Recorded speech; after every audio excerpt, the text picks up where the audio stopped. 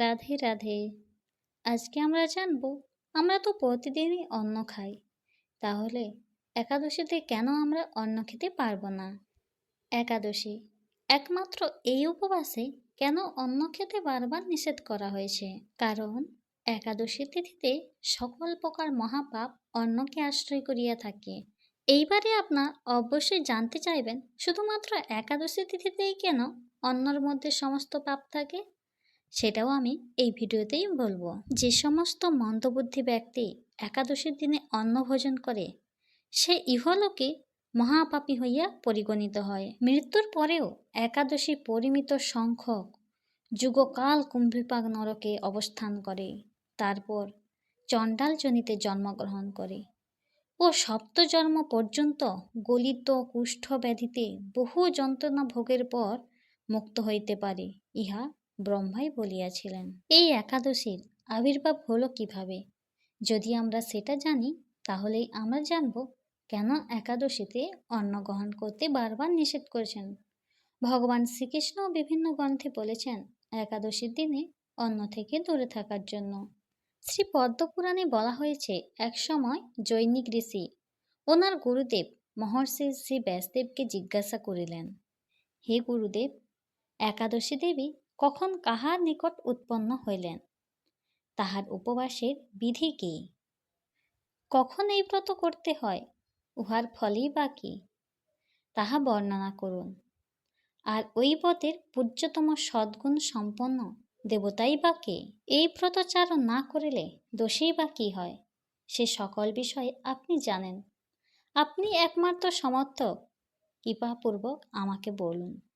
ঋষি জৈমিনীর এই প্রশ্নের উত্তরে শ্রী ব্যাসদেব আনন্দ ভরে ভগবত কথা করিতে লাগিলেন।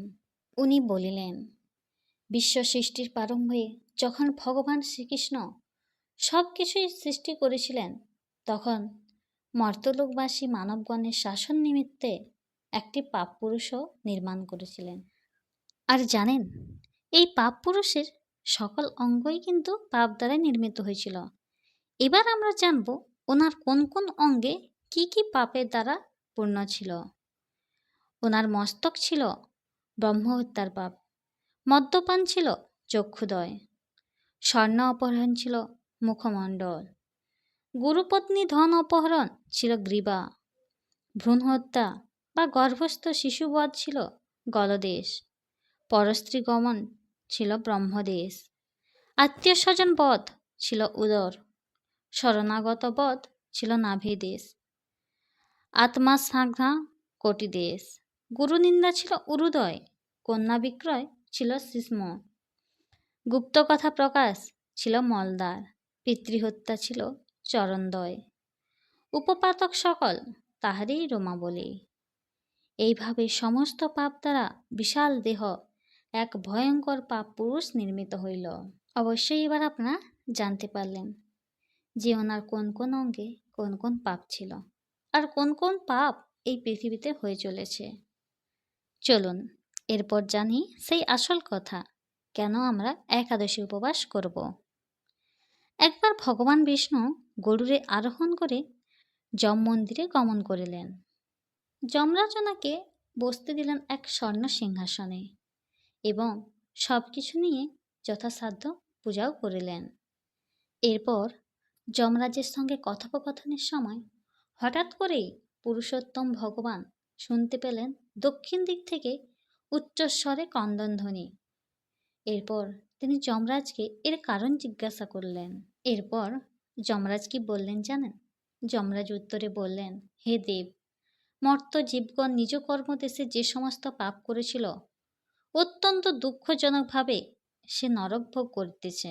এরপর ভগবান শ্রীকৃষ্ণ তৎক্ষণাৎ সেই জায়গায় গেলেন এবং মর্তবাসী পাপাচারী মানবগণকে এরকম যন্ত্রণায় পীড়িত দর্শন করে ওনার হৃদয় গলে গেল।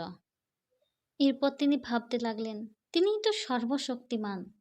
তাই নিজের চিন্তা করতে লাগলেন, আমি এই সকল প্রজা সৃষ্টি করিয়াছি, আর আমি বর্তমান থাকিতে ইহারা নিজ কর্মদেশে অত্যন্ত দুঃখদায়ক এই নরক যন্ত্রণা ভোগ করিতেছে। এই মনে করে তিনি নিজেই একাদশী তিথিরূপা মূর্তি ধারণ করলেন। তারপর তিনি সকল পাপীগণকে একাদশী ব্রত আচরণ করাইলেন। তাহারা তৎক্ষণাৎ পাপমুক্ত হইয়া পরধামে বৈকুণ্ঠে গমন করলেন। এরপর শ্রী ব্যাসদেব ঋষি জৈমিনীকে বললেন, হে বৎস জৈমিনী, তুমি একাদশী তিথিকেই পরমাত্মা বিষ্ণুর মূর্তি বলিয়াই জানিবে।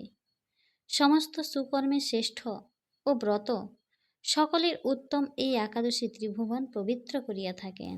এইবার আপনাদের মনে প্রশ্ন হতে পারে যে ভগবান শ্রীকৃষ্ণ তিনি তো একাদশী তিথিরূপা মূর্তি ধারণ করে সমস্ত জীবগণকে উদ্ধার করে দিলেন, তাহলে এখন আমরা কেন আর একাদশী করব?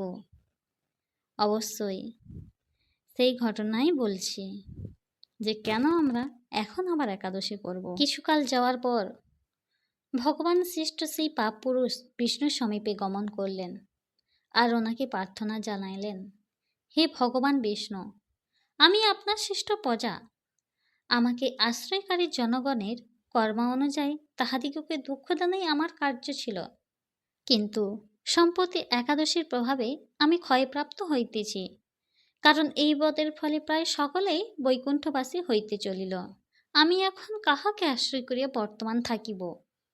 আর সকল জীব বৈকুণ্ঠে চলিয়া গেলে আপনি কাহার সহিত মর্তে ক্রীড়া করিবেন?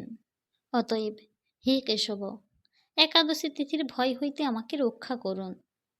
হে কৈটব নাশন, আমি একাদশীর ভয়ে পলায়ন করিয়া সমস্ত মনুষ্য, পশুপক্ষী, কীট, জন্তু, পর্বত, বৃক্ষ, জল, স্থল, নদী, সমুদ্র, বন, প্রান্তর, স্বর্গ, মর্ত্য, পাতাল, দেবতা, গন্ধর্ব ইহাদের সকলকে আশ্রয় করিয়াছি, কিন্তু কোথাও নির্ভর স্থান পাই নাই।